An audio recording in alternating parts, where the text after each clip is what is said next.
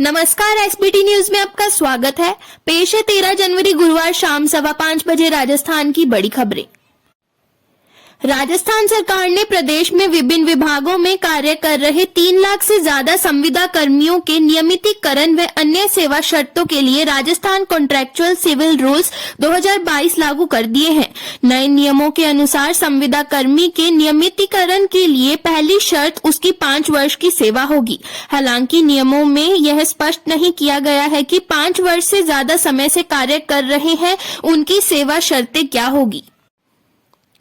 राजस्थान के अलवर में मुकबदीर नाबालिग लड़की के साथ सामूहिक रूप से गलत काम के मामले में भारतीय जनता पार्टी के प्रदेश अध्यक्ष डॉक्टर सतीश पुनिया द्वारा गठित जांच समिति पीड़ित को न्याय दिलाने के लिए कांग्रेस की राष्ट्रीय महासचिव प्रियंका गांधी से मिलने रणथंभौर गई।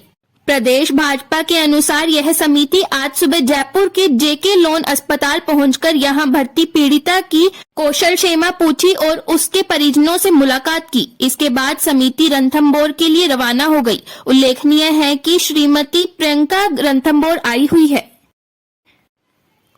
अंगदान महादान को लेकर राज्य सरकार की ओर से चलाई गई मुहिम रंग लाने लगी है। राजस्थान में 15 माह में करीब 2.2 लाख लोगों ने स्वेच्छा से अंगदान की स्वीकृति देते हुए लाइसेंस पर ठप्पा लगाया है। घटना दुर्घटना में मौत होने पर इन लोगों के अंगदान के लिए परिजनों की स्वीकृति की आवश्यकता नहीं होगी। समय पर अंग लेने से कई और जिंदगियों को बचाया जा सकेगा। देश में प्रतिवर्ष करीब 1.25 लाख लोग सड़क हादसे में जान गंवा देते हैं। राजस्थान में यह आंकड़ा 10,000 के पार है। सोनू सूद पिछले 2 साल से लगातार महामारी से प्रभावित लोगों की मदद करने का काम कर रहे हैं। दूसरी लहर के दौरान प्रवासी श्रमिकों को घर पहुंचाने से लेकर चिकित्सा सुविधाओं तक लोगों की हर मुमकिन मदद की है। हाल ही में सोनू सूद तब फिर से सुर्खियों में आ गए जब पंजाब विधानसभा चुनाव से पहले उनकी बहन मालविका सूद सच्चर ने पंजाब कांग्रेस की सदस्यता ली। एक इंटरव्यू में सोनू सूद ने साफ किया कि वे अपनी बहन मालविका के चुनाव प्रचार का हिस्सा नहीं होंगे। उत्तर प्रदेश में कांग्रेस ने 125 प्रत्याशियों की पहली लिस्ट जारी कर दी है। इनमें 50 महिलाओं के भी नाम शामिल हैं। ज्यादातर वो महिलाएं हैं जो किसी न किसी तरह से योगी शासनकाल के दौरान प्रताड़ना का शिकार हुई हैं। इनमें उन्नाव रेप पीड़िता की मां भी शामिल है। कांग्रेस महासचिव प्रियंका गांधी ने प्रेस कॉन्फ्रेंस के दौरान विधानसभा चुनाव लड़ने वाली महिलाओं के नाम खुद पढ़े।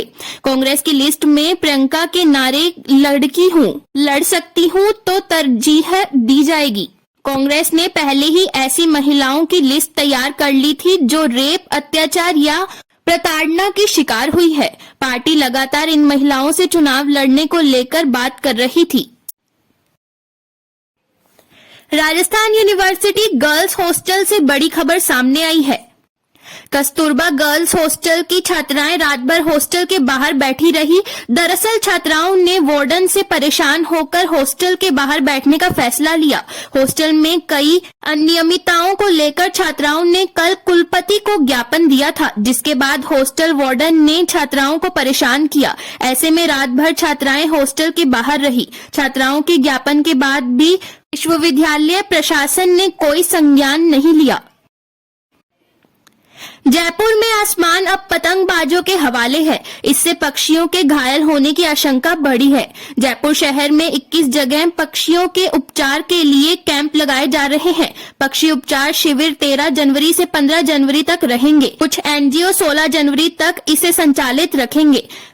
वन विभाग के अधिकारियों ने अपील की है कि किसी को भी कोई घायल पक्षी मिले तो तुरंत वन विभाग को सूचना दें। सुरक्षा को ध्यान में रखते हुए पक्षी को छायादार स्थान पर रखें। कोरोना संक्रमितों के लिए दवाओं को लेकर राहत की खबर है। अब उन्हें दवा के लिए परेशान नहीं होना पड़ेगा। एक फोन कॉल पर उन्हें घर बैठे तुरंत दवा मिल जाएगी। चिकित्सा विभाग ने इसको लेकर विशेष इंतजाम किए हैं। 2 दिन से बाइक एम्बुलेंस से तुरंत दवा पहुंचाई जा रही है। दरअसल कोरोना संक्रमित होने के बाद होम आइसोलेशन में रह रहे कई लोगों को कोरोना की दवा लेने में परेशानी होती है। प्रयागराज मेला प्राधिकरण ने पहली बार मेला टाउनशिप में विभिन्न सुविधाओं की आसानी से पहचान के लिए कलर कोडिंग की है। तीर्थयात्रियों को उनकी पहचान करने में मदद करने के लिए पुलिस स्टेशनों, शौचालयों, खोए और पाए गए केंद्रों में विशिष्ट रंग के टेंट या गुब्बारे होंगे। इन गुब्बारों को इस तरह से डिजाइन किया गया है कि जिस जगह पर दिया गया गुब्बारा हवा में तैर रहा होगा, उसका ब्यौरा बड़े मोटे अक्षरों में लिखा होगा।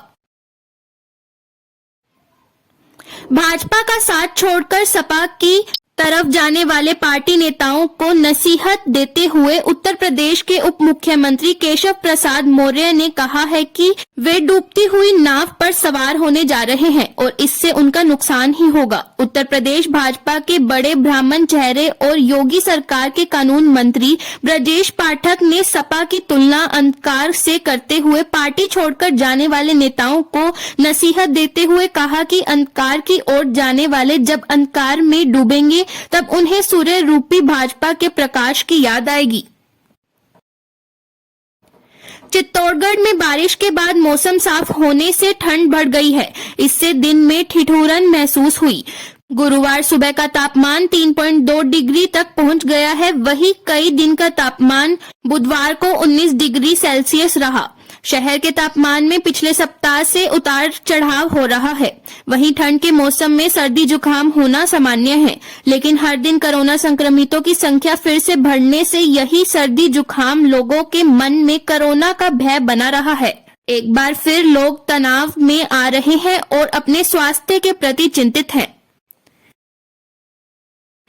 कोरोना के नए वेरिएंट ओमिक्रॉन के कारण मरीजों का ग्राफ बहुत तेजी से ऊपर जा रहा है। राज्य में 14 मार्च के बाद से जब डेल्टा वेरिएंट से दूसरी लहर आई थी, तब कोरोना के 43,000 मरीज 27 दिन में मिले थे, लेकिन इस तीसरी लहर में ओमिक्रॉन के कारण से संख्या महज 12 दिन में ही आ गई है। दूसरी लहर में इतने केस मिलने के दौरान 136 मरीजों की जान भी जा चुकी थी, लेकिन इस बार राहत की बात यह है कि इतने केस में अब 17 मरीजों की ही मौत हुई है। फिलहाल इस बुलेटिन में इतना ही। फिर हाजिर होंगे और बड़ी खबरों के साथ।